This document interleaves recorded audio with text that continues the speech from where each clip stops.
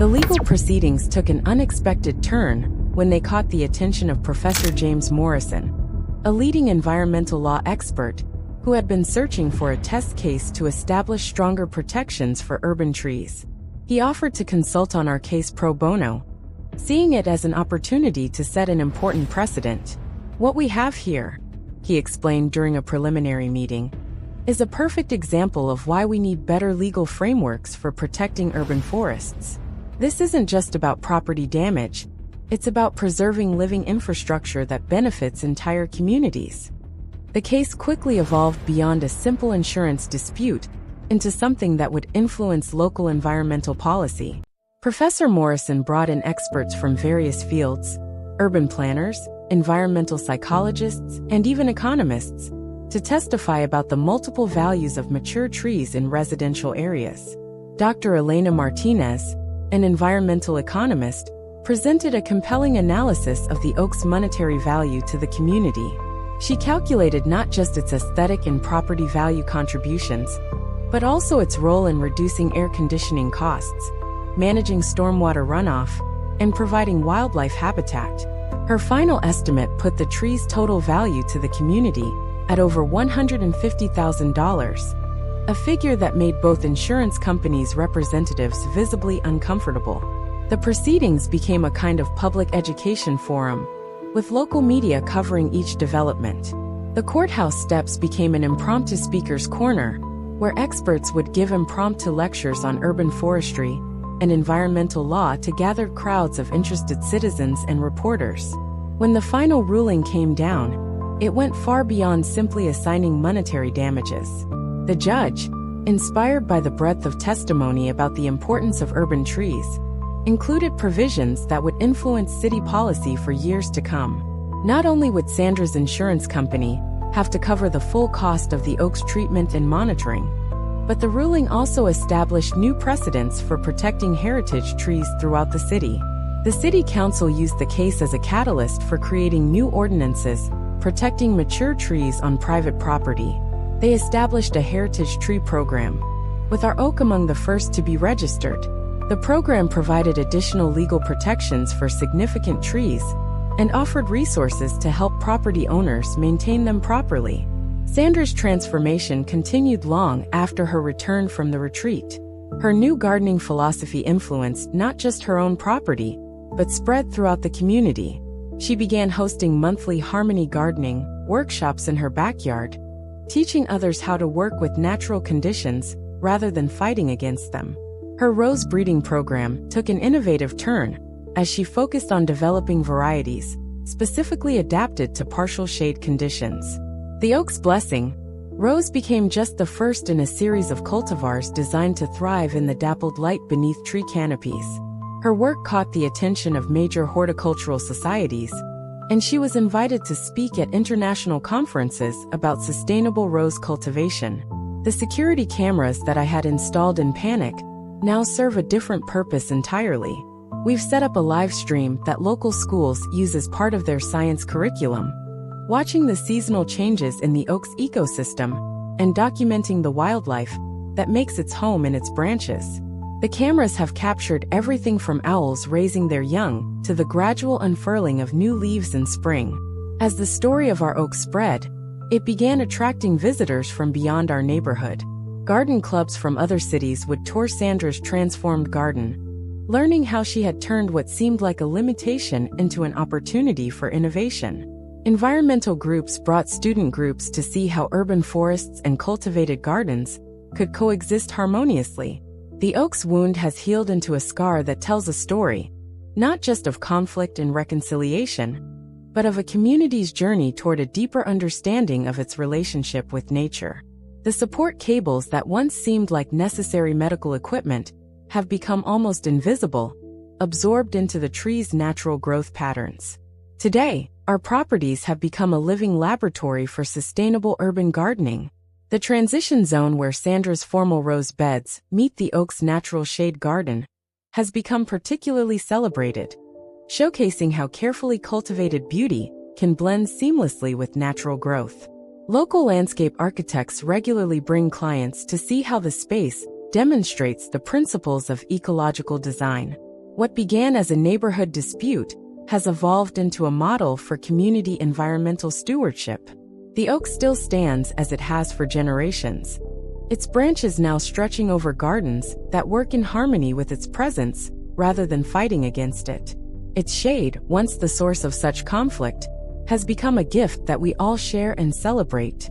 Every spring, when the oak's blessing roses bloom beneath the tree's canopy, their deep burgundy flowers glowing in the dappled light, I'm reminded of how close we came to losing something precious, and how sometimes our greatest challenges can lead to unexpected transformation. The oak's story has become part of our community's identity, a testament to the possibility of finding beauty and harmony in the dance between light and shadow, between human cultivation and natural growth. The file of legal documents and photographs that I kept from our ordeal has become part of the local historical society's archives, preserving not just the story of a neighborhood dispute, but the record of a community's evolution toward a more sustainable and harmonious way of living with nature. And every morning, when I look out my kitchen window at the oak's spreading canopy and the gardens flourishing beneath it, I'm grateful for the wisdom we gained from learning to see beauty in the shadows. While Sandra was away at the retreat, our neighborhood underwent its own transformation. The incident with the oak had sparked a broader conversation about gardening practices and community values. The garden club, which had once focused primarily on competitions and formal landscaping, began organizing workshops on ecological gardening and the importance of maintaining urban tree canopy. Mrs. Chun, whose shade garden had always been quietly spectacular, emerged as an unexpected leader in this movement. She began offering tours of her property, showing how she had created a thriving ecosystem that worked with, rather than against, the natural conditions. Her backyard was a testament to the beauty that could emerge when human cultivation collaborated with nature's wisdom. In Chinese gardening tradition, she explained during one particularly well-attended workshop, we seek to create harmony between the cultivated and the wild. Every shadow is an opportunity, every challenge a chance to adapt and grow. Her garden demonstrated these principles perfectly, with delicate ferns unfurling beneath Japanese maples, and rare woodland flowers blooming in carefully curated shade pockets. The local schools got involved as well. The elementary school science teacher, Ms. Rodriguez, began bringing classes to study both the oak and Sandra's garden as part of their lessons on ecosystems and adaptation. The children's uninhibited questions often led to profound insights. "Why do we make plants grow where they don't want to?" asked one third grader, unknowingly echoing the very philosophy Sandra was learning at her retreat. Even the city council took notice of our neighborhood's evolving approach to urban green space. They commissioned a study on the benefits of mature trees in residential areas, using our oak as a case study. The findings, about improved air quality, reduced energy costs for surrounding homes, and increased property values, led to new policies protecting heritage trees throughout the city. The neighborhood's annual garden tour, which had once been a showcase of horticultural one-upmanship, transformed into something more meaningful. Instead of focusing solely on perfect blooms and manicured lawns, the tour now highlighted examples of ecological gardening, native plant integration, and successful shade gardening techniques. Gardens were judged not just on their beauty, but on their contribution to the neighborhood's environmental health. The oak tree's history, as I learned during this ordeal, was far richer than even I had known. As the legal proceedings dragged on, neighbors began coming forward with stories and photographs, each one adding another layer to the tree's significance in our community's history. The oak had been more than just a silent witness to neighborhood events. It had been an active participant in countless lives. Mrs. Rivera, who had lived on the street since 1962, brought over a yellowed photo album one afternoon. "Your grandfather wasn't just planting a tree," she told me, showing me photographs of the original planting ceremony. "He was making a statement about putting down roots, about building something that would last." The photos showed a much younger version of my grandfather, standing proudly next to a sapling that would one day become our magnificent oak. The neighborhood in the background looked barely developed, with only a few houses scattered along what was then a dirt road. The album contained decades of snapshots, neighborhood children playing under the growing tree's branches, community picnics spread out in its shade, holiday celebrations where the oak served as a natural gathering point. There was even a photograph from 1975, showing a group of neighbors, sheltering under the tree during a sudden summer storm. Its branches already strong enough to provide protection. Mr. Thompson, the retired history teacher from 2 streets over, contributed his own research about the area's development.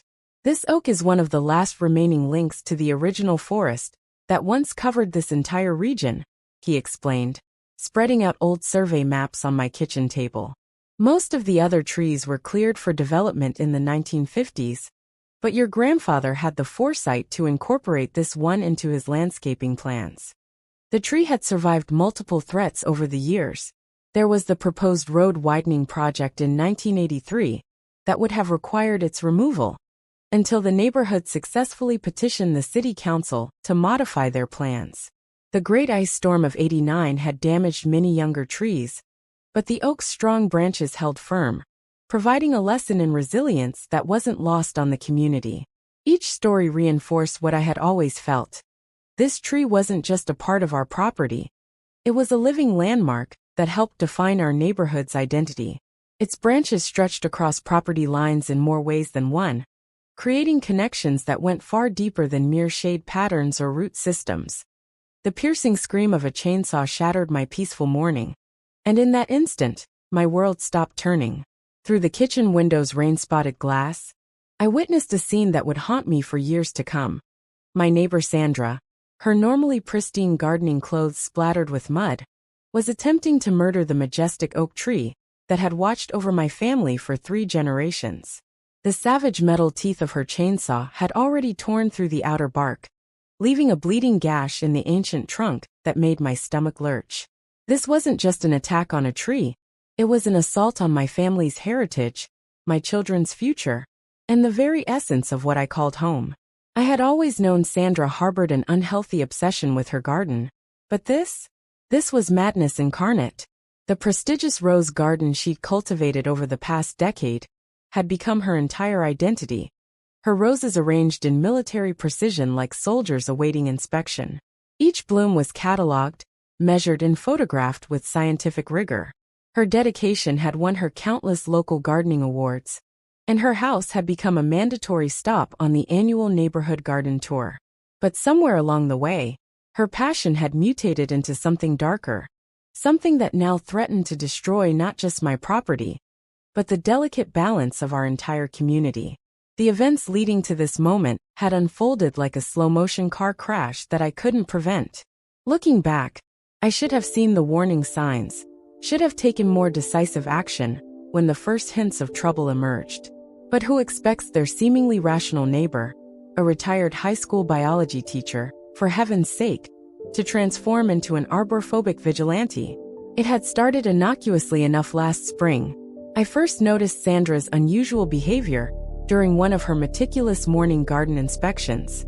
She stood at the property line for nearly an hour, notebook in hand, methodically tracking the sun's movement across her prized rose beds. At the time, I dismissed it as just another quirk of her gardening expertise. After all, this was a woman who measured soil pH twice daily and maintained spreadsheets documenting every aspect of her roses' growth patterns. The first confrontation came 3 days later, when I found an envelope taped to my front door. Inside was a 12-page report, complete with charts, diagrams, and time-lapse photographs, documenting how my grandfather's oak tree was allegedly stealing crucial morning sunlight from her award-winning peace roses. The report included calculations of shadow patterns, projections of potential growth impact, and even a cited list of academic papers about the effects of shade on rose cultivation. It would have been impressive if it wasn't so alarming. I tried to handle the situation diplomatically. After all, we'd been neighbors for 15 years, and despite her eccentricities, Sandra had always been reasonably pleasant. When my youngest, Tommy, had broken his arm falling from his bike 2 years ago, she'd been the first to bring over a casserole and offer help with the garden, while I was shuttling back and forth to physical therapy appointments. She'd even taught both my children about butterfly gardens, spending countless patient hours explaining the life cycle of monarchs and helping them plant milkweed along our shared fence line. So I invited her over for coffee, hoping to discuss her concerns rationally. I still remember how her hands trembled as she clutched her porcelain teacup, her knuckles white with tension as she explained her theories about the tree's malicious interference with her gardening plans. Her eyes had a feverish gleam that I'd never seen before, and her usually immaculate appearance showed subtle signs of neglect: chipped nail polish, a missing earring, soil embedded under her fingernails.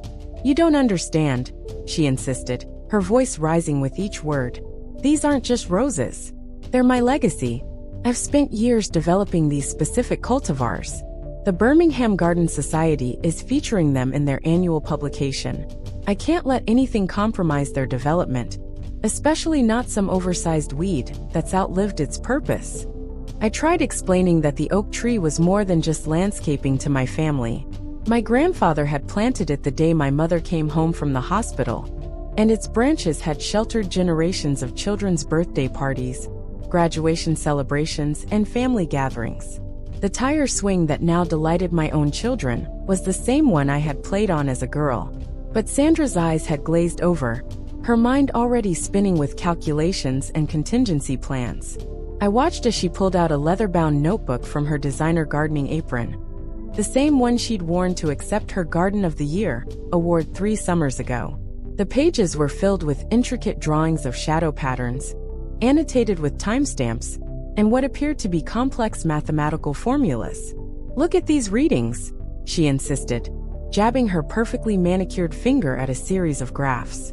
"The shadow coverage has increased 12% since last spring." 12%. "Do you have any idea what that means for my photosynthetic efficiency ratings?"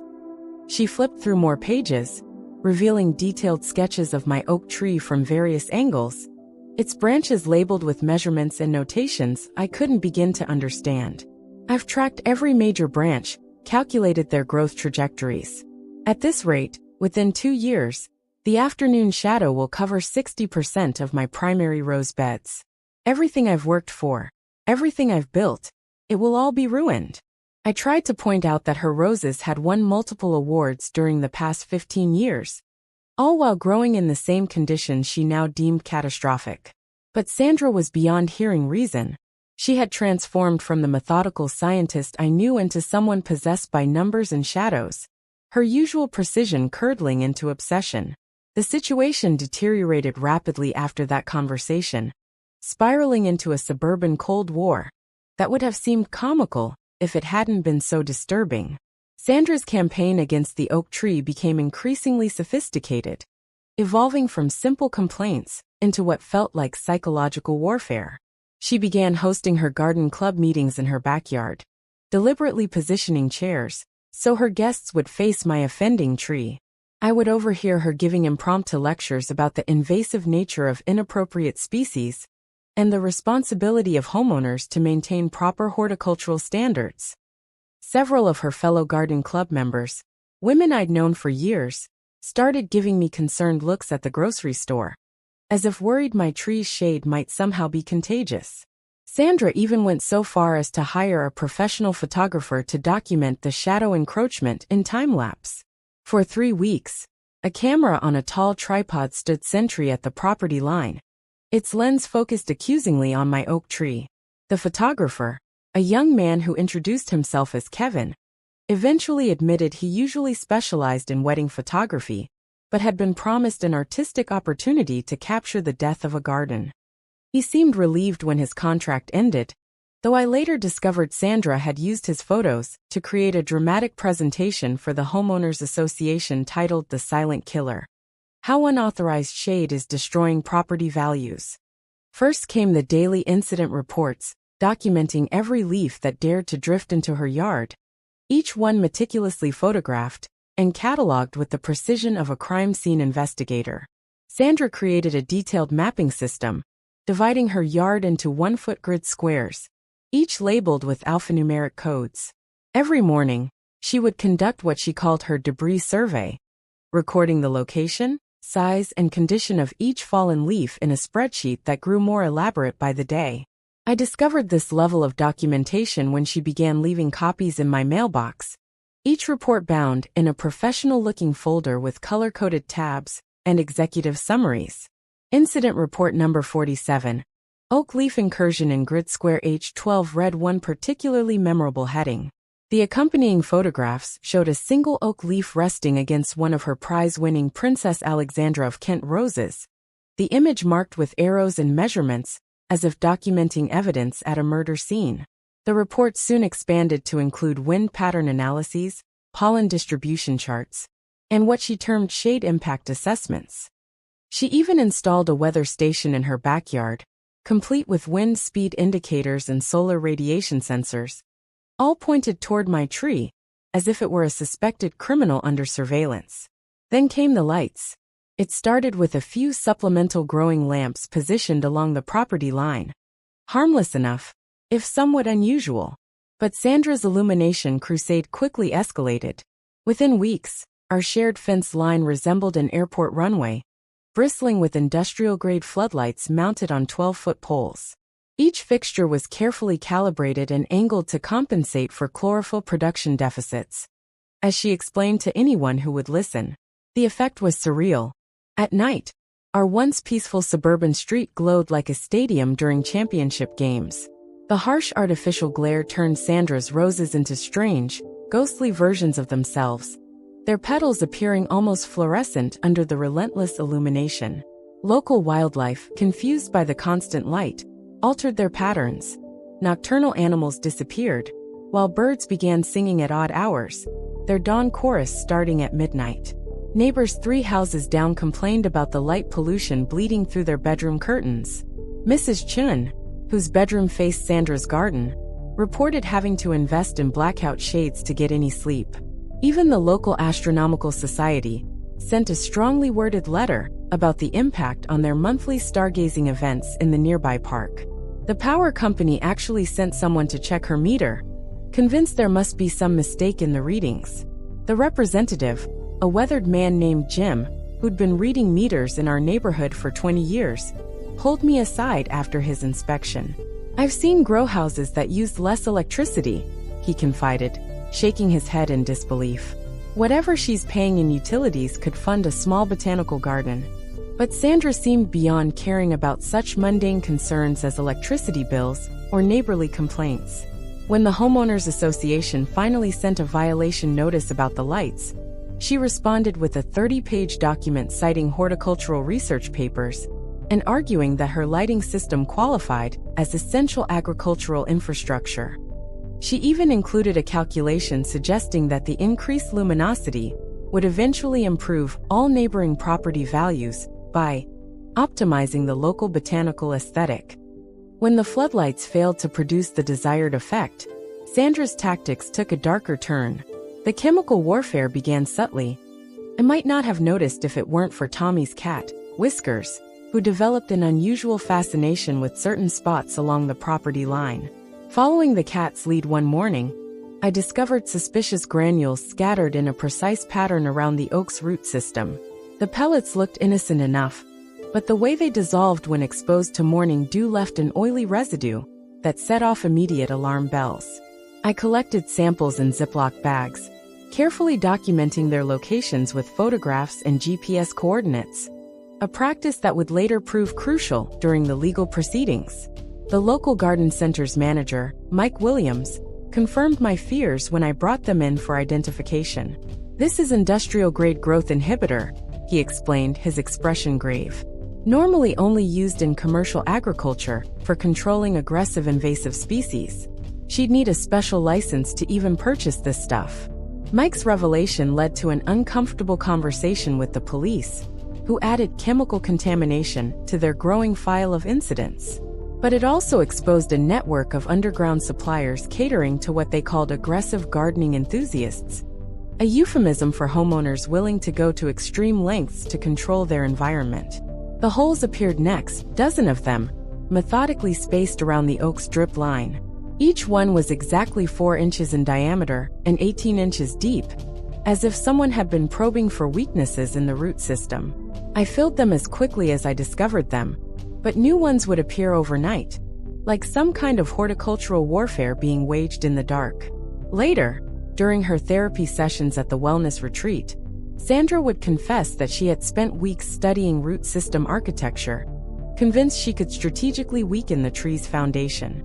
She had even consulted with a mining engineer about soil destabilization techniques, though thankfully she hadn't progressed to implementing those plans before the chainsaw incident brought everything to a head. I documented everything meticulously, filing reports with the Homeowners Association and the local police. But without catching her in the act, there was little they could do beyond issuing warnings. Sandra became increasingly erratic, her once pristine yard taking on an unsettling aspect as she focused all her attention on waging war against my tree. Her beloved roses began showing signs of neglect, their usual perfect symmetry giving way to wild, untended growth. The breaking point came during the annual Birmingham Garden Society competition, an event that had traditionally been Sandra's moment of triumph. For the past decade, her roses had dominated the show, consistently winning Best in Show and numerous category awards. The competition was her chance to validate her methods, to prove that her scientific approach to gardening produced superior results. This year should have been no different. Her roses, despite her concerns about the shade, looked magnificent. She had spent months preparing for the show, meticulously selecting and grooming her best specimens. The dining room table had disappeared under stacks of entry forms and carefully calculated exhibition schedules. She even hired a professional photographer to document her preparation process for what she was certain would be another winning year. The day of the competition dawned clear and bright. Sandra was up before sunrise, carefully cutting and preparing her show specimens. I watched through my kitchen window as she moved through her garden with the precision of a surgeon, selecting only the most perfect blooms. Each rose was wrapped with infinite care in tissue paper and placed in specially designed transport containers. But something had changed in the garden world. The judges, influenced by growing environmental awareness and changing aesthetic preferences, had begun favoring more sustainable and naturalistic growing practices. Sandra's perfectly uniform roses, while technically flawless, struck them as too artificial, too controlled. They awarded the top prize to Mrs. Chen's organic garden, which incorporated native plants and demonstrated ecological principles in action. Sandra stood in stunned silence as the judges explained their decision, citing inconsistent blooming patterns and suboptimal growth structure as factors in their evaluation. But it was their praise of Mrs. Chen's harmonious integration with natural elements and sustainable gardening practices that truly devastated her. Everything she had believed about perfection in gardening was being challenged at the most fundamental level. The aftermath of the competition marked the beginning of Sandra's spiral into obsession. She became increasingly reclusive, emerging from her house only for her dawn and dusk garden patrols. Neighbors reported hearing her engaged in lengthy monologues during these inspections, gesturing animatedly at the oak tree while consulting her ever-present notebooks. I tried one last time to reach a compromise, bringing in Marcus Chun, a well-respected local arborist, to assess the situation. Marcus spent an entire afternoon conducting what he called a comprehensive site analysis, his methodical approach a stark contrast to Sandra's frenzied theories. He took soil samples from various points in both yards, measured light patterns throughout the day using specialized equipment, and even climbed into the oak's branches to assess its health and growth patterns. His investigation was thorough enough to impress even Sandra, who watched his every move with the intensity of a hawk tracking its prey. "This is actually fascinating," Marcus remarked as he compared readings from different areas of the garden. "The interaction between the oak and your roses has created something quite special here." He pulled out a tablet, showing us detailed charts of soil moisture retention and nutrient distribution patterns. "See these mycorrhizal networks? The oak's root system is actually helping to distribute water and nutrients more evenly throughout both properties. It's like nature's own irrigation system." Sandra's roses, he explained, had adapted to their environment over the years, developing stronger stems and deeper root systems in response to the subtle interplay of sun and shade. The dappled light filtering through the oak's canopy created microclimates that allowed different varieties to thrive in ways they might not have in full sun. The dappled sunlight protects the blooms from harsh afternoon sun, he explained, showing us detailed diagrams of light diffusion patterns. And the root system helps maintain soil moisture levels that benefit both properties. Removing the tree would likely destabilize the entire microclimate you've established here. But Sandra dismissed his expertise with a wave of her hand. "What do you know about prize-winning roses?" she snapped, her voice dripping with contempt. "This is about excellence, about achieving perfection. Sometimes sacrifices must be made in pursuit of greatness." That was the last civil conversation we had before the morning of the chainsaw incident. I had just returned from dropping my children at school, my mind preoccupied with ordinary concerns. Tommy's upcoming science project, Emma's soccer practice schedule, the grocery shopping that needed to be done. The sound of the chainsaw cut through my mundane thoughts like a knife, and for a moment, I stood frozen in disbelief, unable to process what I was seeing through my kitchen window. Sandra had clearly been planning this for some time. She wore safety goggles and thick work gloves, and the chainsaw, brand new from the looks of it, was professional grade. She had already removed a section of bark and was working on a second cut when I finally broke free from my paralysis and ran outside. "Sandra, stop!" I screamed over the chainsaw's roar. "What are you doing? This is insane!" She either couldn't hear me or chose to ignore my shouts. Her face set in grim determination as she pressed the chainsaw deeper into the tree's flesh. Wood chips flew in all directions, and the acrid smell of engine exhaust mixed with the fresh scent of wounded oak. My hands shook so badly I could barely dial 911. But somehow I managed to relay the situation to the dispatcher. "Please hurry," I begged, watching helplessly as Sandra continued her assault on my tree. "She's going to kill it." Those next 15 minutes were among the longest of my life. I tried everything I could think of to stop her, shouting, pleading, even threatening. But Sandra remained focused on her task with an almost mechanical intensity. It wasn't until I turned the garden hose on her that she finally paused, spluttering and cursing as water soaked through her carefully coordinated gardening outfit. The arrival of the police created a scene so bizarre it would become neighborhood legend, retold at block parties and HOA meetings for years to come. The first responders clearly weren't prepared for what they found. A well-dressed woman in her 60s, wearing designer gardening clogs and a matching sun hat, brandishing a professional-grade chainsaw while reciting rose cultivation statistics at the top of her lungs. The neighborhood, always quick to notice any disruption to its carefully maintained tranquility, gathered at a safe distance to watch the drama unfold. Mrs. Peterson from across the street stood in her driveway still wearing her bathroom robe, clutching her morning coffee with wide-eyed fascination. The Johnsons paused their morning jog, phones discreetly recording the scene. Even Mr. Rivera, who typically avoided all neighborhood drama, emerged from his home office to witness the spectacle. The growing crowd of onlookers created an impromptu Greek chorus, providing running commentary and background information to each new arrival. "She's usually so reasonable," I heard someone whisper. "Remember when she organized the neighborhood beautification committee? Well, there was that incident with the Petersons' bamboo last year. Did you see her presentation at the garden club about optimal rose light exposure? Should have known something was wrong." 2 patrol cars pulled up with lights flashing, followed closely by an animal control van. The dispatcher apparently had misheard tree as 3 dogs. Sandra still refused to drop the chainsaw, leading to a tense standoff that ended only when Officer Rodriguez, showing remarkable patience, engaged her in a detailed discussion about rose cultivation techniques, while his partner carefully approached from behind. "Ma'am," Officer Rodriguez said soothingly, "I understand your frustration. My mother grows prize-winning dahlias, and she's always battling with the neighbor's maple tree. But this isn't the way to handle it. Why don't you put down the chainsaw so we can discuss this properly?" Sandra's response was a lengthy dissertation on light refraction patterns and their impact on petal development. But she did lower the chainsaw slightly. That was all the opening officer Chen needed to quickly and professionally disarm her. The aftermath of the incident unfolded like a particularly surreal episode of a courtroom drama.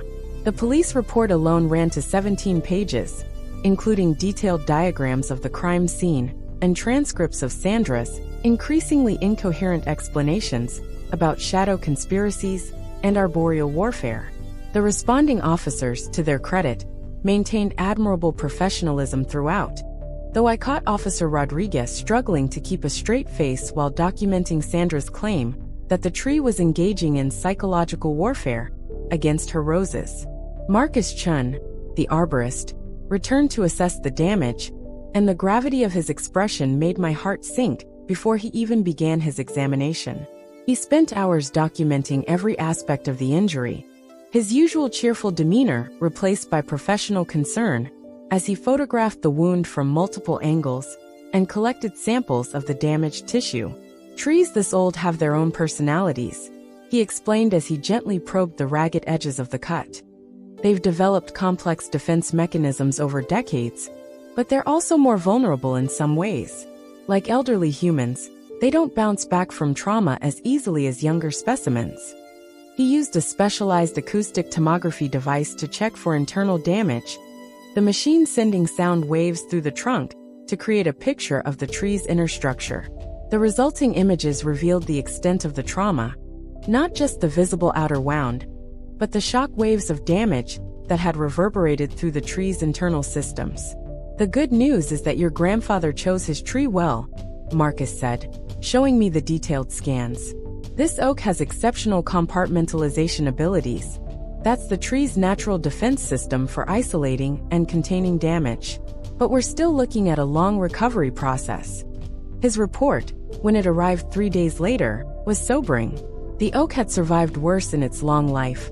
Lightning strikes, ice storms, and countless children's climbing adventures. But Sandra's attack had left serious wounds that would require extensive treatment. The final estimate for emergency tree surgery, preventive care, and installation of support cables came to $23,000, a figure that made both Sandra's and my insurance company's blanch. The legal proceedings that followed turned our quiet suburban dispute into something resembling a botanical version of Law and Order. The conference room at Davidson, Meyer and Associates became ground zero for what their junior partner dubbed the War of the Rose Garden, as insurance adjusters, arborists, and lawyers argued over the monetary value of shade and the legal definition of malicious botanical interference. Sandra's insurance company sent Theodore Blackwood, a silver-haired adjuster who specialized in unusual property disputes.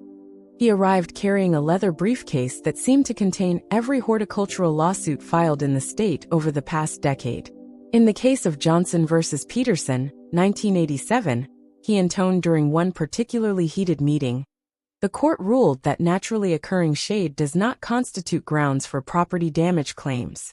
However, and here he would pause dramatically while shuffling through his papers, the precedent established in Martinez versus Oakland Garden Society suggests that intentional manipulation of growing conditions could be considered a form of harassment. My own insurance representative, Janet Chun, no relation to Marcus, countered with her own arsenal of legal precedents and agricultural statistics.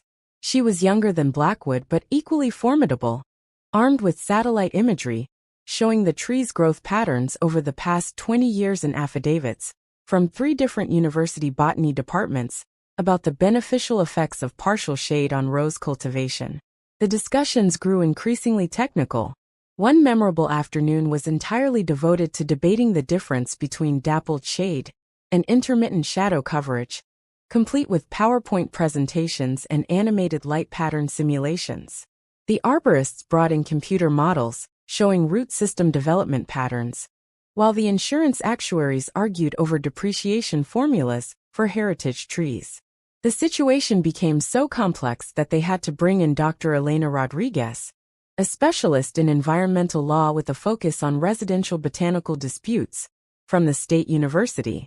She arrived with her own team of graduate students, who spent a week conducting soil surveys and light meter readings before producing a 100-page report that essentially concluded what any gardener could have told them. Plants and trees can, in fact, coexist peacefully if given the chance. The wellness retreat where Sandra spent her recovery wasn't just any garden therapy program. It was the renowned Harmony Gardens, founded by Dr. Eleanor Blackwood, a pioneer in horticultural therapy who believed in treating nature-controlled disorder, as she called it, through immersive ecological experiences. The converted Victorian mansion sat on 50 acres of carefully curated wilderness, where formal gardens gradually blended into natural forest, in a living demonstration of the connection between human cultivation and wild spaces. Sandra's sister Janet shared weekly updates about her progress, each one revealing another layer of transformation. The first week was the hardest. Sandra tried to organize the retreat's meditation garden into geometric patterns and had to be gently redirected to more therapeutic activities. But gradually, through a combination of traditional therapy and innovative gardening exercises, she began to shift her perspective. They started her with forest bathing, Janet explained during one of our coffee meetings. Just sitting quietly among the trees, observing without trying to control anything. The first few sessions she brought her notebook, trying to document everything. But then they gave her charcoal and paper instead, asking her to sketch the shadows and light patterns without measuring them. The breakthrough came during a workshop on medieval monastery gardens, where Sandra discovered historical documents about the symbiotic relationships between roses and trees. The monastery records detailed how roses would naturally grow up through trees, creating what the monks called heaven's ladders, living columns of flowers reaching toward the sky. This historical precedent resonated with the scientific part of Sandra's mind, providing evidence that what she had seen as an unnatural imposition was actually a return to historical growing patterns. She began diving into research about ancient gardening techniques, discovering whole traditions built around the harmony between different species of plants. The retreat's program included practical exercises that challenged her need for control. They had her work with wild gardens, learning to appreciate the beauty in untamed growth. She participated in group therapy sessions with other recovering plant perfectionists, former topiary obsessives, reformed lawn management addicts, and rehabilitated hedge trimming enthusiasts, all working to develop healthier relationships with their gardens. One particularly powerful exercise involved creating intention gardens. Small plots where participants were allowed to plant whatever they wanted, but then had to let them grow without interference for a month. Watching how plants naturally adapted and found their own balance proved transformative for many participants, including Sandra. But the true resolution to our saga came from an unexpected source, nature itself. While Sandra was away, her sister Janet took over basic maintenance of the rose garden. Janet, who freely admitted to having killed every houseplant she'd ever owned, took a much more laissez-faire approach to gardening. She watered when she remembered, pruned only when something looked particularly unruly, and generally let the roses do as they pleased. And to everyone's amazement, they thrived. That summer brought record-breaking heat waves that devastated gardens throughout the neighborhood. But Sandra's roses, protected by the very shade she had fought so hard to eliminate, not only survived but flourished. The dappled sunlight filtering through the oak's canopy created perfect growing conditions, while the tree's extensive root system helped maintain soil moisture during the worst of the drought. When Sandra returned home 3 months later, the transformation was remarkable. The rigid perfectionism that had defined her for so long had softened into something more organic. She moved differently in her garden, less like a military commander inspecting troops, and more like a dance partner, moving in harmony with the natural rhythm of the plants. Her first day back, she spent hours simply observing her garden, sitting quietly in different spots throughout the day, watching how the light moved and changed. She took notes, but these were different from her previous obsessive documentation. They were sketches of light patterns, poems about the way shadows danced across the ground, observations about which plants seemed to be thriving in their current locations. The roses, which had flourished under Janet's benign neglect, presented a living lesson in adaptation. Without constant pruning and training, they had found their own forms, some reaching toward the sun, others contentedly blooming in the dappled shade. The formal beds had softened into more natural shapes, creating pocket microenvironments where volunteer plants, what Sandra would have once dismissed as weeds, added unexpected touches of color and texture. "Look at this," she said one morning, gesturing to a climbing rose that had ventured into the oak's lower branches. "It's not just surviving in the shade, it's thriving. The tree provides support, shelter, and just the right amount of filtered light. They're working together, just like they would in nature." Her voice held wonder instead of criticism, as if seeing her garden for the first time. The transformation of her garden became a community project, drawing in neighbors who had previously only admired it from a distance. Mrs. Chun, whose shade garden was legendary in its own right, shared cuttings of rare ferns that would thrive in the dappled light beneath the oak. The local Native Plant Society, which had once criticized Sandra's formal rose beds as ecological deserts, now brought offerings of woodland flowers and shade-loving native species to integrate into her new design. The first time I saw her after her return, I was working in my front yard, carefully applying healing salve to the oak's slowly mending wound. She stood at the edge of her driveway for a long moment watching me. Then slowly she walked over. "I've been doing a lot of thinking," she said quietly, her eyes fixed on the scarred trunk. "About control and perfection, and the way we sometimes get so focused on our vision of how things should be that we forget to see how they are." She paused, running her fingers lightly over the oak's bark. "Did you know that roses originally evolved as understory plants? They grew in forests, using trees for support and protection. We bred that out of them, made them stand alone in full sun, because that's what we decided was best. But maybe they remember, somewhere in their DNA, what it was like to grow in partnership with trees." It wasn't exactly an apology, but it was a beginning. Over the next few months, Sandra gradually transformed her garden. She worked with nature rather than against it, creating beautiful mixed plantings that took advantage of the oak's protective canopy. The rigid rows of roses gave way to more organic arrangements, with shade-loving companions filling the spaces between. She even installed a small water feature that used captured rainwater from the oak's canopy, creating a peaceful sound that drifted through both our yards. The oak's recovery became a testament to both nature's resilience and our community's capacity for healing. Marcus Chun visited weekly, monitoring the tree's progress with the dedication of a physician attending a favorite patient. He taught me to recognize the subtle signs of healing, new growth emerging around the wound site, the way the bark was slowly beginning to curl inward to protect the damaged area, the healthy green of leaves on branches that had initially seemed compromised. "Trees don't heal the way we do," he explained during one of his visits, gently applying a specially formulated organic sealant to the wound. "They don't replace damaged tissue. Instead, they compartmentalize it, seal it off, and grow around it.